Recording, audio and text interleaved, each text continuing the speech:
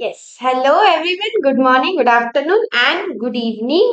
This is CA Anjali Bhakkad और हम लोग आईटीसी का रिवीजन देख रहे थे जिसमें पहले पार्ट में क्या क्या देखा था। सेक्शन नंबर 16 और सेक्शन नंबर 17 हमने डिटेल में पढ़ा था। ठीक है। Now we will see in this part section number 18 और बाकी जो इंपॉर्टेंट पॉइंट्स है आईटीसी चैप्टर में वो सारी। ठीक है। Let's begin our revision. Credit in special circumstances section number 18 में दिए गए हैं। स्पेशल सर्कमस्टांसेस कौन से है वो मैंने नीचे दिए हैं। ठीक है, एक एक पढ़ेंगे। लेकिन जो भी स्पेशल सर्कमस्टांसेस है उनमें अगर आपको क्रेडिट मतलब आईटीसी अगर अवेल करना है उन स्पेशल सर्कमस्टांसेस में तो कुछ कंडीशंस है। ये कंडीशंस अगर आप सेटिस्फाई करते हो तो ही आप स्पेशल सर्कमस्टांसेस में क्रेडिट ले सकते हो। क्या कंडीशंस है? पहली कंडीशन है filing of electronic declaration giving details of inputs held in stock contained in semi-finished goods and finished goods held in stock and capital goods on the day immediately preceding the day on which credit becomes eligible। क्या करना है आपको? सारी की सारी details जो है वो गवर्नमेंट को प्रोवाइड करनी है। कौन सी डिटेल्स जो कि आपके पास में इनपुट्स रह गए, जो भी स्टॉक आपके पास अवेलेबल है। इनपुट्स मतलब क्या? आपके जो भी गुड्स है उनका जो स्टॉक है वो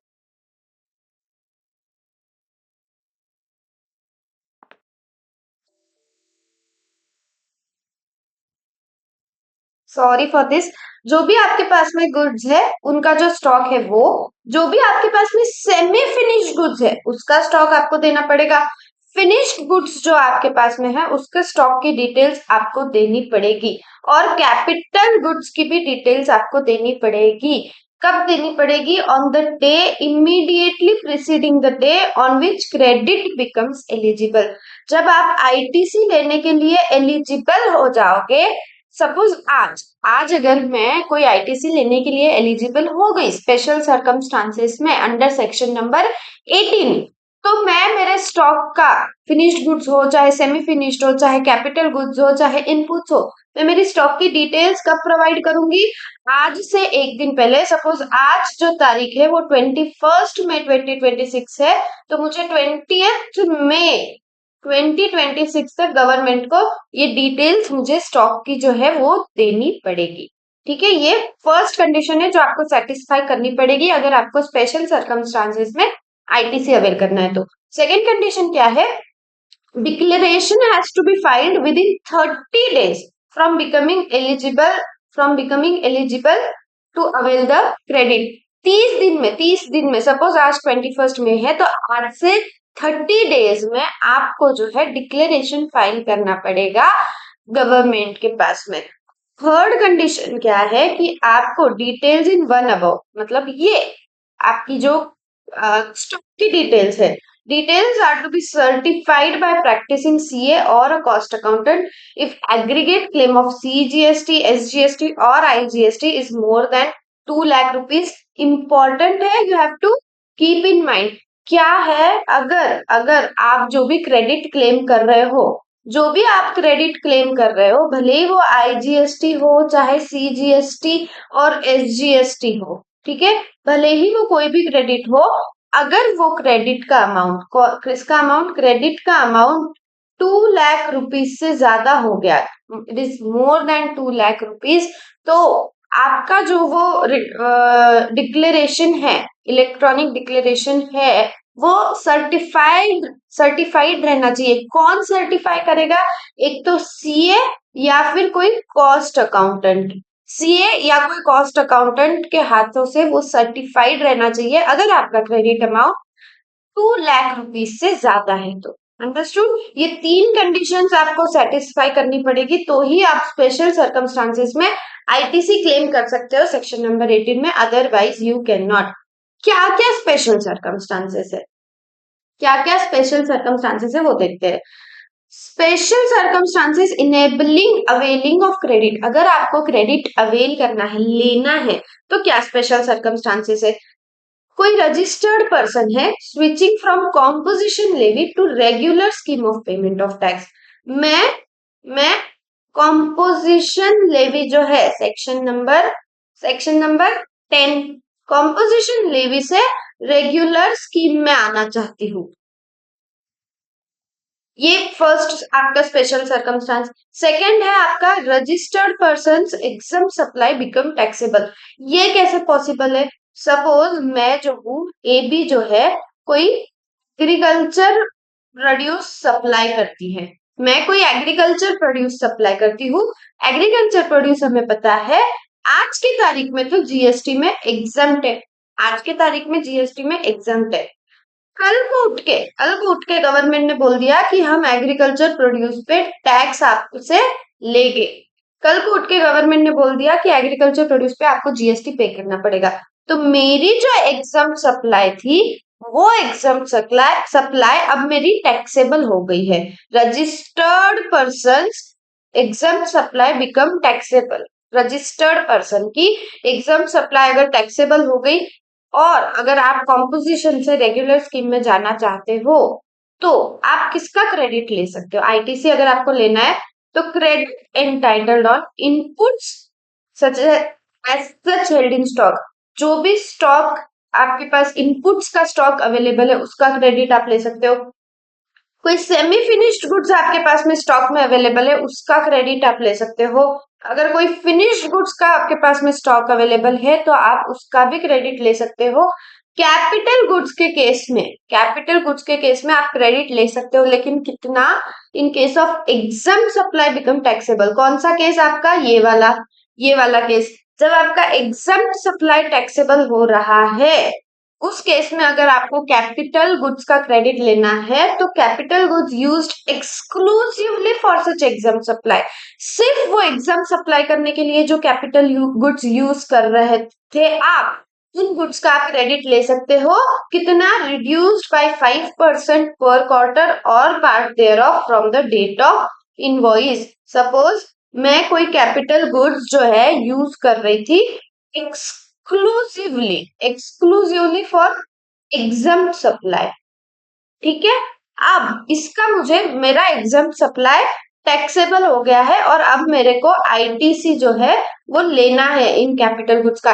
क्या मैं ले सकती हूँ? हाँ, ले सकती हूँ। मेरी इनवॉइस में सपोज जितनी भी वैल्यू है, मैं उसमें से रिड्यूस करूंगी। कितना रिड्यूस करूंगी? 5% पर क्वार्टर। 5% पर क्वार्टर मुझे रिड्यूस करना पड़ेगा उसमें से अमाउंट, और जो फिर अमाउंट आपकी आएगी, this amount you can claim ITC of this amount. Understood? क्या है, अगर आप कोई कॉम्पोजिशन लेवी से रेगुलर स्कीम में जा रहे हो, तो आप क्रेडिट किसका किसका ले सकते हो? इनपुट्स का ले सकते हो, हाँ। सेमी फिनिश्ड गुड्स का ले सकते हो, हाँ। कैपिटल गुड्स का ले सकते हो, हाँ। लेकिन अगर आप सपोज एग्रीकल्चर प्रोड्यूस में कर रही थी और अब वो टैक्सेबल हो गया है, एग्जाम सप्लाई अगर आपकी टैक्सेबल हो गई है, तो क्या आप स्टॉक का इनपुट्स का आपका क्रेडिट ले सकते हो? हाँ। Finished goods, semi finished goods का ले सकते हो, हाँ। कैपिटल गुड्स जो एक्सक्लूसिवली का क्या मतलब है? सिर्फ आप आपके एग्जाम सप्लाई में अगर कोई कैपिटल गुड्स यूज कर रहे थे, उसका क्रेडिट आप ले सकते हो। सिर्फ आपकी इनवॉइस में जितनी वैल्यू है, उससे आपको 5% माइनस करना पड़ेगा पर क्वार्टर। जो रिमेनिंग अमाउंट है, you can avail the credit. कब लोगे? कब? when you will avail this credit? On the day immediately preceding the date from which he becomes liable to pay tax under regular scheme। अगर कोई बंदा है composition से regular scheme में convert हो रहा है, क्यों होगा? टर्नओवर लिमिट क्रॉस हो गई। टर्नओवर लिमिट कॉम्पोजिशन स्कीम की जो है कितनी है? बताओ कितनी है?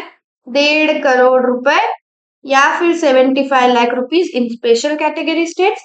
और अगर सिर्फ एक्सक्लूसिवली सप्लाई का केस है, तो 50 लाख रुपीज। ये जो है टर्नओवर लिमिट है। अगर टर्नओवर लिमिट आपकी कॉम्पोजिशन लेवी की क्रॉस हो गई, तो आप रेगुलर स्कीम में शिफ्ट हो जाओगे, ठीक है। तो जिस दिन आप रेगुलर स्कीम में टैक्स पे करने के लिए लायबल हो गए, जिस दिन आप रेगुलर स्कीम में टैक्स पे करने के लिए लायबल हो गए, on the day immediately preceding the day, अगर मैं आज आज मेरा टर्नओवर लिमिट क्रॉस हो गया, आज मैं रेगुलर स्कीम में टैक्स पे करने के लिए लाइबल हो गई, तो आज क्या तारीख है? 21 मई 2026। तो on the day immediately preceding the day, मतलब कल 20 मई, 20 मई, इस पे मुझे 20 मई पे मैं एलिजिबल हूँ आईटीसी क्लेम करने के लिए, on the day immediately preceding the day from which he becomes liable to pay tax under regular scheme. Understood? जो आपका रजिस्टर्ड पर्सन है उसका एग्जाम सप्लाई टैक्सेबल हो गया है और उसको आईटीसी क्लेम करना है, तो वो कब कर सकता है? व्हेन? कब कर सकता है? On the day immediately preceding the day from which supply becomes taxable. जिस दिन आपका एग्जाम सप्लाई टैक्सेबल हो गया, उसके पहले दिन आप आईटीसी क्लेम कर सकते हो। अंडरस्टूड? ठीक है, कि दो स्पेशल सर्कमस्टांसेस की केसेस हो गई जहां आप क्या कर रहे हो? आईटीसी क्लेम कर रहे हो, आपको आईटीसी लेना है। ठीक है, देखते हैं नेक्स्ट थर्ड और फोर्थ सर्कमस्टांस क्या है। Person apply for registration with in 30 days of becoming liable for registration. कोई बंदा जीएसटी रजिस्ट्रेशन के लिए लाइबल कब होता है? जब उसका टर्नओवर जो है, जब उसका वो टर्नओवर क्रॉस हो जाता है, कितना? 20 लाख, या फिर 10 लाख इन स्पेशल कैटेगरी स्टेट्स, या फिर 40 lakh in case of goods. हम रजिस्ट्रेशन चैप्टर में भी डिटेल में देखेंगे क्या लिमिट है। ठीक है, 20, 10 लाख, 40 लाख, अगर ये टर्नओवर लिमिट आपकी क्रॉस हो गई है, आप जो है लाइबल हो जाओगे रजिस्ट्रेशन के लिए, आपको जीएसटी रजिस्ट्रेशन लेना पड़ेगा। ठीक है, अब अगर person applying for registration with in 30 days of becoming liable for registration, with in 30 days, 30 दिन में उसने, सपोज आज मैं हूँ एबी, ठीक है, आज मेरा टर्नओवर जो है, मैं हूँ महाराष्ट्र में, तो मेरे लिए टर्नओवर लिमिट एप्लीकेबल है 20 लाख रुपीज। अगर आज मेरा टर्नओवर जो है वो 21 लाख हो गया, आज अगर मेरा टर्नओवर 21 लाख हो गया, तो फ्रॉम टुडे अगर मैंने 30 दिन में जीएसटी रजिस्ट्रेशन के लिए अप्लाई कर दिया, या फिर मैंने वॉलंटरी रजिस्ट्रेशन ले लिया, तो कैसे से 30 डेज के अंदर मैंने जीएसटी रजिस्ट्रेशन के लिए अप्लाई कर दिया क्योंकि मैं लाइबल हो गई, या फिर मैंने खुद से, मेरा मन हुआ, मैंने वॉलंटरी रजिस्टर कर लिया खुद को, तो क्या मैं क्रेडिट ले सकती हूँ? हाँ, ले सकती हूँ। कौन सा क्रेडिट ले सकती हूँ? इनपुट्स का जो भी मेरे पास स्टॉक में रहेगा, इनपुट्स जो मेरे पास सेमी फिनिश्ड गुड्स में है स्टॉक, या फिर कोई फिनिश्ड गुड्स का स्टॉक है मेरे पास इनपुट्स का, वो, इनका मैं जो क्रेडिट है वो अवेल कर सकती हूँ। कब करूंगी? व्हेन? व्हेन कब अवेल कर सकती हूँ? On the day immediately preceding the day from which becomes liable to pay tax.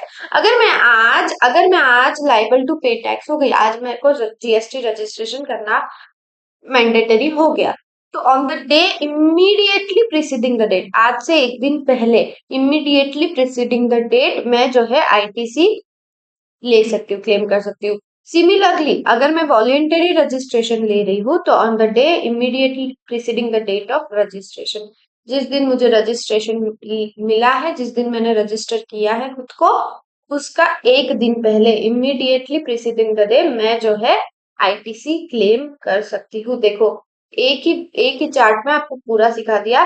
क्या स्पेशल सर्कमस्टांसेस है? 4 स्पेशल सर्कमस्टांसेस है। एक तो है आपका कॉम्पोजिशन वाला रेगुलर स्कीम में जा रहा है, दूसरा केस है जहां आपकी एग्जाम सप्लाई जो है वो टैक्सेबल हो गई है, तीसरा केस है आप रजिस्ट्रेशन के लिए लाइबल हो गए हो, चौथा केस है आप वॉलेंटरीली खुद को रजिस्टर कर रहे हो। किस चीज का आईटीसी ले सकते हो और कब ले सकते हो? ठीक है, ITC in all above cases is to be availed within 1 year from the date of issue of invoice by supplier। ये जो भी 4 केसेस है, ये जो भी 4 केसेस है, इनका आईटीसी आप कब लोगे? It is to be availed within 1 year important, 1 साल के अंदर of issue of invoice by the supplier. Supplier जब तक इनवॉइस इशू किया है उससे 1 साल के अंदर आपको जो है आईटीसी क्लेम करना पड़ेगा, उसके बाद आपका आईटीसी लैप्स हो जाएगा, you can not avail the ITC. Second हम देखेंगे special circumstances leading to reversal of credit. ऊपर हमने देखा आपको आईटीसी अवेल करना है, नीचे हम देखेंगे आपको आईटीसी रिवर्स कब करना पड़ेगा, कौन सी स्पेशल सर्कमस्टांसेस है। ठीक है, first, registered person who has availed ITC switching from regular scheme to composition living। देखा था कि जो कॉम्पोजिशन टैक्स पेयर है जो इंसान कॉम्पोजिशन लेवी में रजिस्टर्ड है, क्या वो टैक्स कलेक्ट कर सकता है? नहीं। क्या वो आईटीसी अवेल कर सकता है? नहीं कर सकता है। तो अगर कोई रेगुलर स्कीम से कॉम्पोजिशन स्कीम में शिफ्ट हो गया, तो उसका जो आईटीसी था उसको वो रिवर्स करना पड़ेगा, क्योंकि composition tax payer can not avail ITC, तो उसको रिवर्स करना पड़ेगा। Second, suppliers of registered person getting only exam from tax. देखो ऊपर जो था उसका उल्टा है ये। ऊपर आप देख रहे थे कॉम्पोजिशन वाला रेगुलर स्कीम में जा रहा है। अगर आपको आईटीसी रिवर्सल वाला केस देखना है तो जो रेगुलर है वो कॉम्पोजिशन में जा रहा है। ऊपर हमने देखा था कि आपकी एग्जाम सप्लाई टैक्सेबल बन गई, आप आईटीसी कब अवेल करोगे। नीचे हम देखेंगे आपको आईटीसी रिवर्स कब करना पड़ेगा, जब आपका कोई रजिस्टर्ड पर्सन है, मतलब getting only exam from tax. Suppose मैं कोई सप्लाई ऑफ गुड्स या कोई सप्लाई ऑफ सर्विस कर रही हूँ, आज की डेट में तो वो टैक्सेबल है, इस पे जीएसटी लगता है। कल को उठ के गवर्नमेंट ने बोल दिया कि ये जो स्पेसिफिक सप्लाई ऑफ गुड्स या सप्लाई ऑफ सर्विस है, ये एग्जम्प्ट है, ये एग्जम्प्ट कर देंगे, इस पे नो टैक्स, ऐसा गवर्नमेंट ने बोल दिया। तो ये दो केसेस में आप जो है amount to be reversed is equivalent to ITC on, कितना अमाउंट आप रिवर्स करोगे। फर्स्ट, अगर आप कोई इनपुट्स कर हेल्ड इन स्टॉक है, इनपुट्स कंटेनिंग सेमी फिनिश्ड और फिनिश्ड गुड्स है, तो उसका जितना भी आईटीसी आपने क्लेम किया हुआ रहेगा, वो क्लेम्ड आईटीसी आपको रिवर्स करना पड़ेगा, ठीक है। या फिर कोई कैपिटल गुड्स का आईटीसी आपने लिया हुआ है, वो आईटीसी आपको कैपिटल गुड्स का भी रिवर्सल करना पड़ेगा। Inputs held in stock, semi finished goods, finished goods, capital goods, जितना भी आईटीसी आपने लिया हुआ रहेगा, आपको उतना आईटीसी रिवर्स करना पड़ेगा।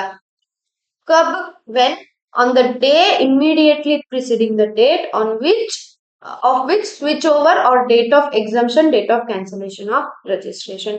कब करना पड़ेगा आपको रिवर्सल ऑफ आईटीसी?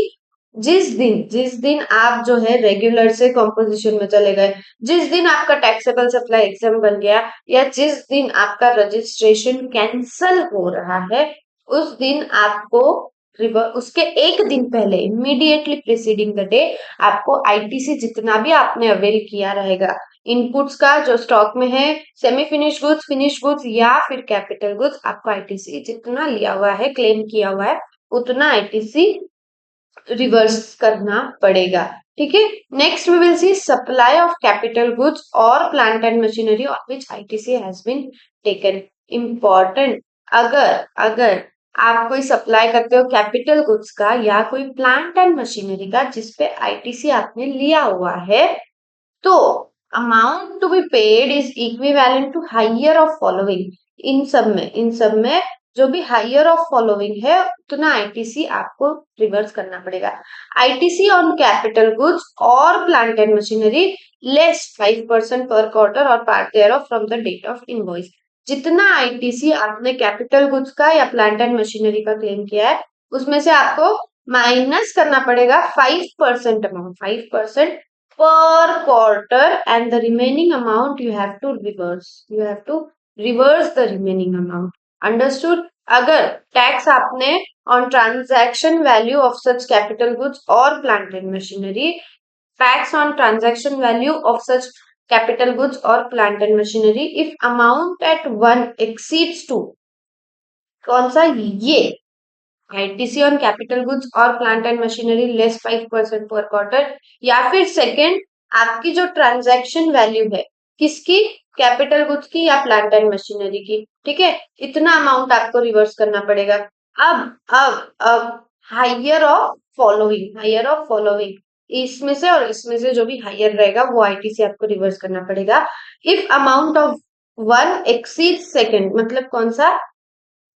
ये अगर इससे ज्यादा है, आपके ट्रांजैक्शन वैल्यू से ज्यादा है, then the reversal amount will be added to output tax liability. Obvious सी बात है, अगर आपका रिवर्सल का अमाउंट 1 से 2 से ज्यादा 1 में है, तो जो भी रिवर्सल का अमाउंट है आपका, ये आपके आउटपुट टैक्स लायबिलिटी में ऐड हो जाएगा। You have to pay such amount, लेकिन separate ITC reversal is to be done for CGST, SGST, UTGST and IGST. Basic चीज है, आपको सेपरेटली आईटीसी जो है रिवर्स करना पड़ेगा। Tax to be paid on transaction value when refractory bricks, molds, dies, jigs, fixtures are supplied as scrap.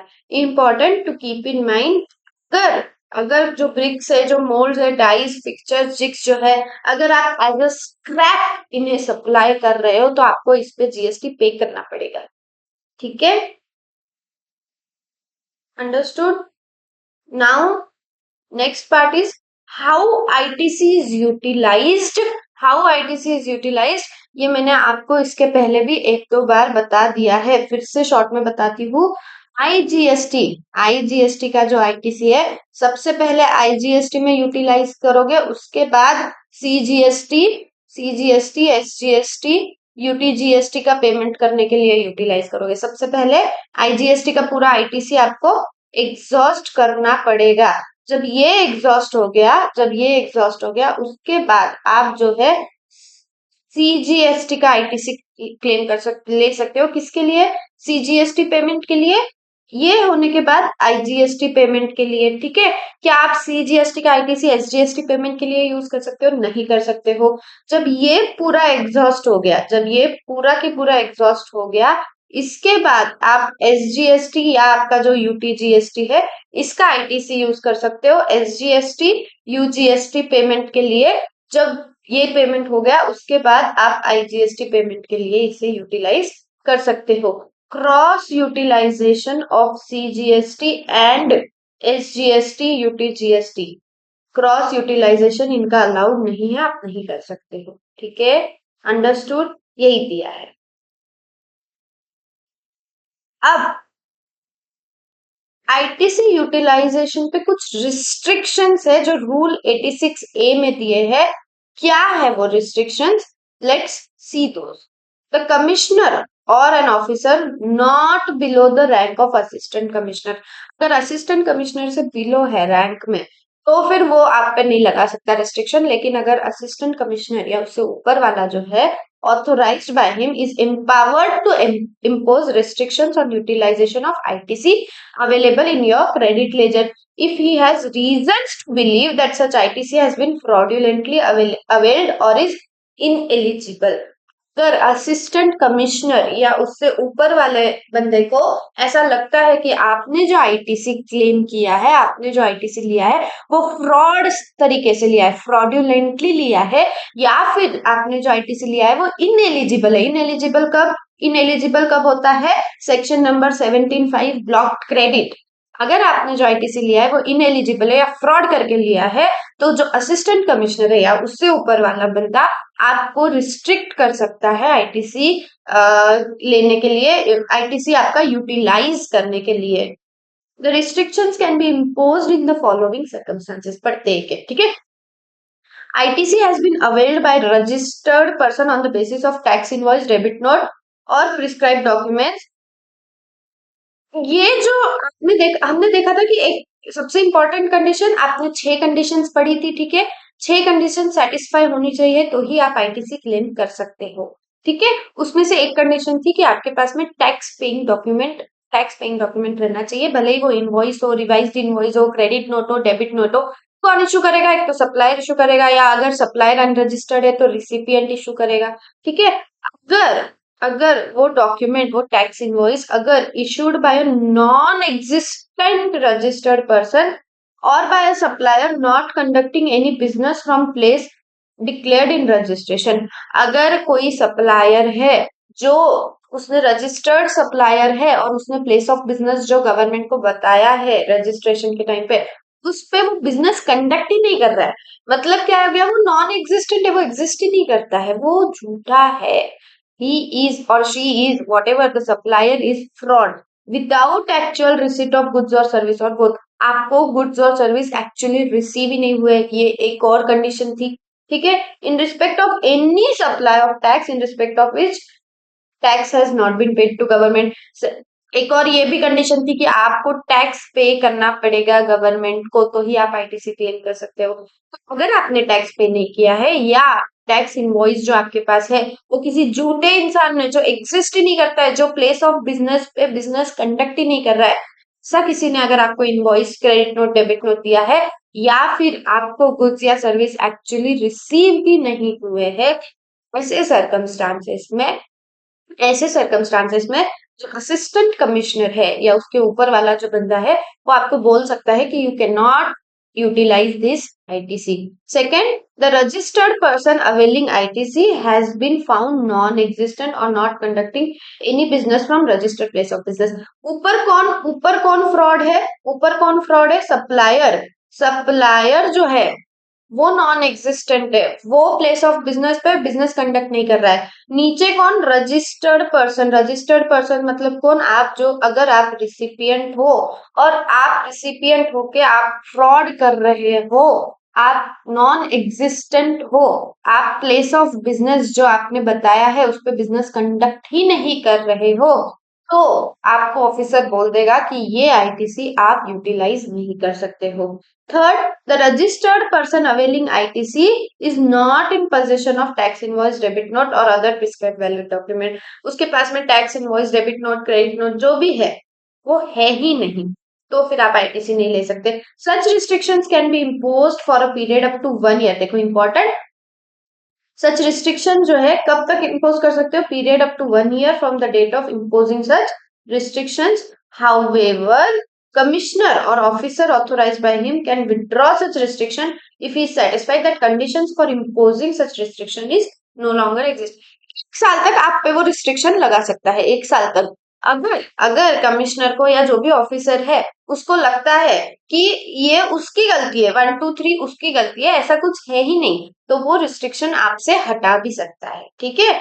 Restriction for use of amount available in credit ledger rule 86B. This is very important. This is very important. Rule 86B. अगर आप ये rule भी learn कर लो तो बहुत अच्छा है। Rule 86B very important. क्या बोलता है रूल 86B?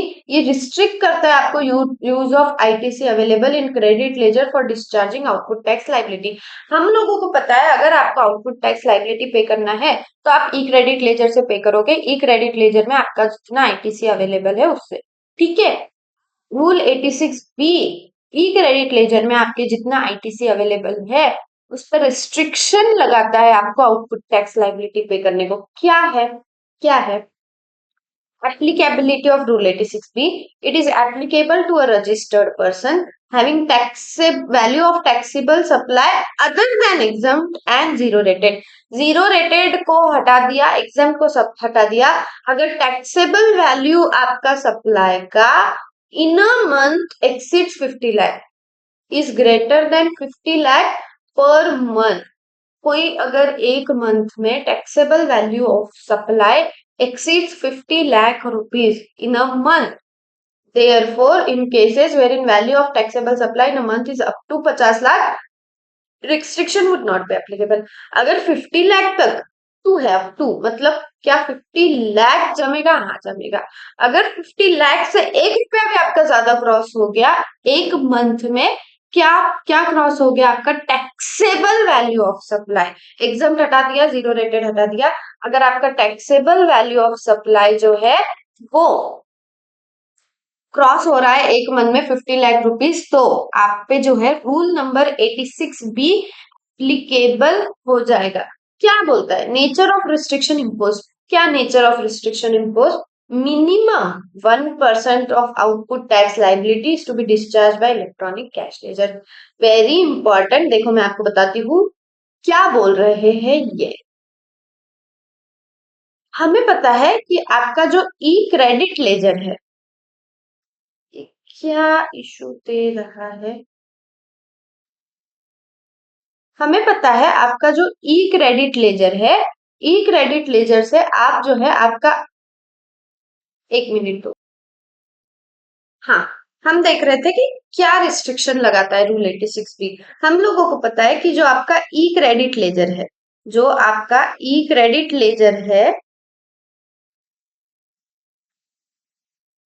उससे आप आउटपुट टैक्स लाइबिलिटी जो भी आपकी पे करते हो ई क्रेडिट लेजर से, ठीक है।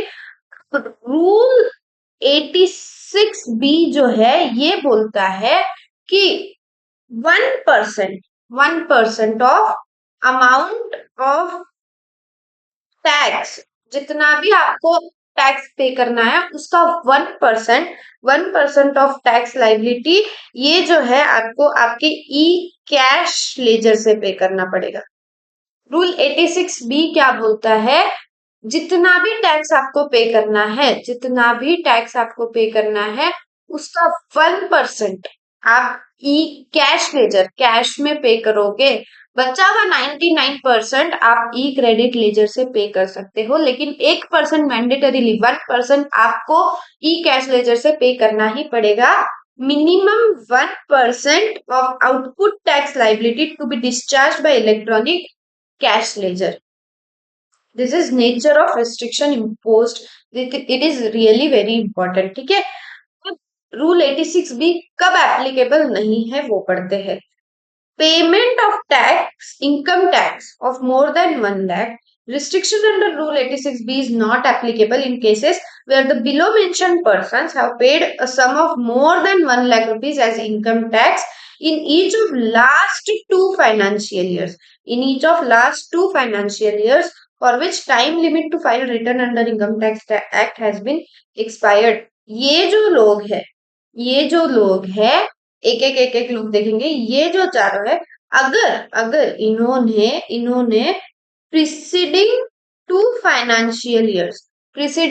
फाइनेंशियल ईयर्स में अगर ग्रेटर देन 1 लाख रुपीस का इनकम टैक्स पे किया है गवर्नमेंट, अगर प्रिसीडिंग 2 फाइनेंशियल ईयर में 1 लाख रुपए से ज्यादा इनकम टैक्स पे किया गया है गवर्नमेंट को, किसने, कोई रजिस्टर्ड पर्सन है, कोई proprietor, karta, managing director, any of its two partners और होल टाइम डायरेक्टर या फिर members of managing committee of association या फिर बोर्ड ऑफ ट्रस्टीज, तो आपको रूल 86 बी यहाँ पे एप्लीकेबल नहीं है। आप 100% आपका ई क्रेडिट लेजर जो है वो यूज कर सकते हो। नॉट नेसेसरी है कि आपको जरूरी नहीं है कि 1% आपको कैश लेजर से पे करना पड़ेगा, ये मैंडेटरी नहीं है। कब, आपने अगर 1 लाख रुपए से ज्यादा इनकम टैक्स पे किया है इन प्रीसीडिंग 2 फाइनेंशियल ईयर्स, ठीक है। सेकेंड सेकेंड एक्सेप्शन क्या है, receipt of refund of ITC of more than 1 lakh rupees. Rule 86 B is not applicable where a registered person has received refund of more than 1 lakh on account of utilization of ITC under where zero rated supplies या फिर inverted duty structure।